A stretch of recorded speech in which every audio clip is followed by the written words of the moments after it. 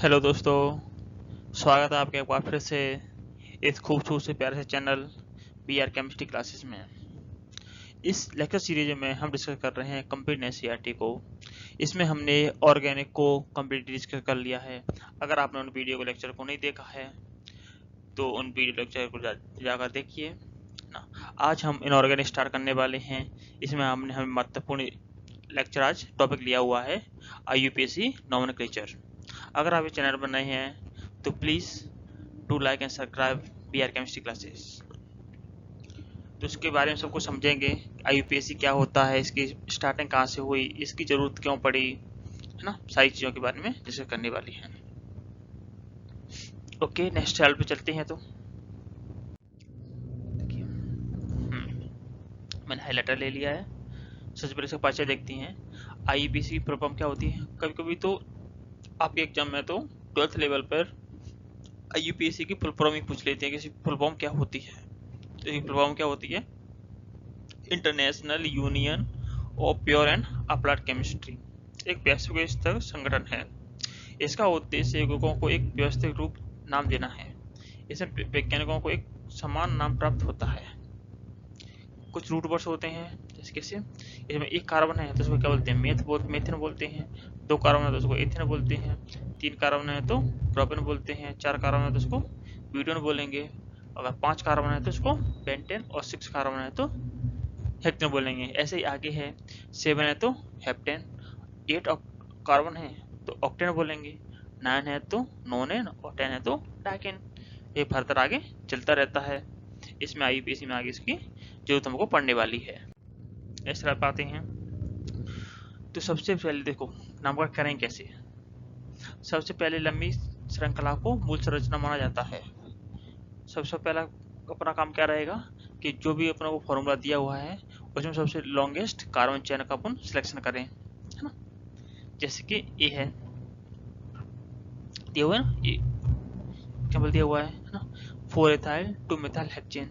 इसका नामकरण कैसे दिया हुआ है, देखो ऐसे स्टार्ट किया हुआ है 1 2 3 4 5 6 और 7, है ना। तो देखो और आगे भी चलेंगे, यहाँ भी 7 जा रही है, यहाँ भी 7 जा रही है। अगर सेम नंबर की का कार्बन चेन बन रही है तो दूसरी प्रायोरिटी होती है क्या, सब्स्टिट्यूएंट। नंबर सब्स्टिट्यूएंट सबसे ज़्यादा किस में लग रहे हैं तो उसको देखेंगे, है ना। जैसे देखो ना, मिथाइल साइक्लोप्रोपेन, है ना। देखिए पूरा, और आप ये भी देख सकते हैं ना।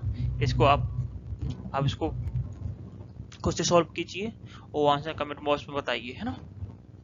आपको प्रैक्टिस के लिए आपको कुछ क्वेश्चन दिए हुए हैं, आप आराम से प्रैक्टिस कीजिए। ओके, नेक्स्ट स्लाइड पे चलते हैं। संयोजकता के आधार पर नामकरण कैसे। सिंगल बॉन्ड होगा तो क्या बोलेंगे, एन बोलेंगे, है ना। डबल बॉन्ड होगा तो इन बोलेंगे। ट्रिपल बॉन्ड होगा तो आयन बोलेंगे, जैसे कि एल्केन, एल्कीन और एल्काइन, है ना। इसके कुछ उदाहरण भी लिए हुए हैं हमने। C2H6, इसको क्या बोले, एथेन बोलेंगे क्योंकि इसमें सिंगल बॉन्ड होंगे सारे सारे। सेकंड क्या है, C2H4, इसमें डबल बॉन्ड होगा तो इसको क्या बोलेंगे, एथीन, मतलब इन। इन बट आ रहा है लास्ट में, देखो इन, है ना, आ रहा है। ऐसे कि C2H2 एथाइन, इसमें क्या आयन आ रहा है बट, है ना।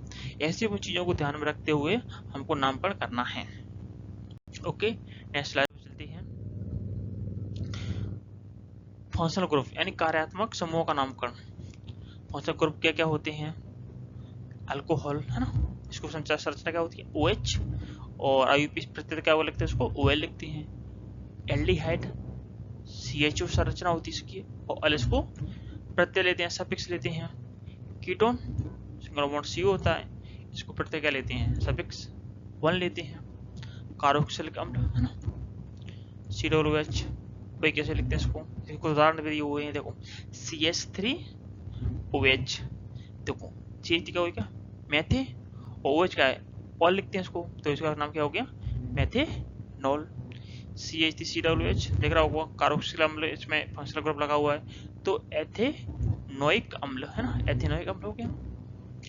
देखो CH2CH2OH, तो प्रोपेनॉल, है ना, इसमें अल्कोहल है तो ऑल आ गया। CH3COCH3 प्रोपेनॉन, यानी कौन सा है इसमें, कीटोन फंक्शनल ग्रुप है इसमें, है ना। और भी उदाहरण होते हैं बहुत सारे, उनको आप खुद से सॉल्व कर सकते हैं। नेक्स्ट स्लाइड पे चलते हैं। अभी अकार्बनिक यौगों का नामकरण, जैसे धातु है तो इट बोलते हैं, प्रत्यय लगाते हैं उसको NaCl, क्लोरा इट है ना, इस लगा था, क्लोरा इट लगा दिया, ऑक्सा इट लगा दिया और इट लगा दिया ना। इसका उदाहरण क्या है, NaCl sodium chloride, MgU magnesium oxide, Al2O3 aluminium oxide. Okay, आप लोग सारी चीजें समझ गए होंगे। हम नेक्स्ट टाइप पे चलते हैं, संक्रमण धातुओं का नामकरण, यानी ट्रांजिशन मेटल के नामकरण कैसे कैसे करते हैं वो देख लिया।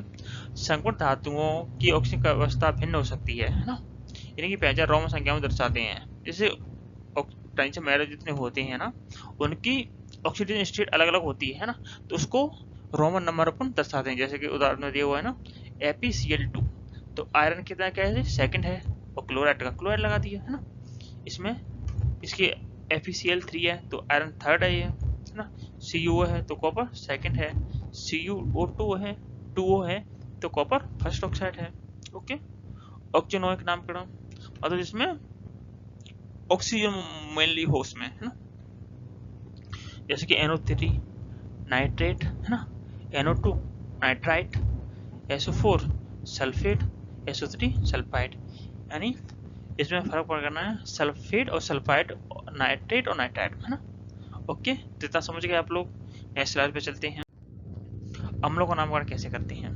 तो अम्ल देखो, HCl है हाइड्रोक्लोरिक अम्ल, है ना। तो ये देखो सिंपल सा नाम है, ज्यादा कोई वो नहीं है ना।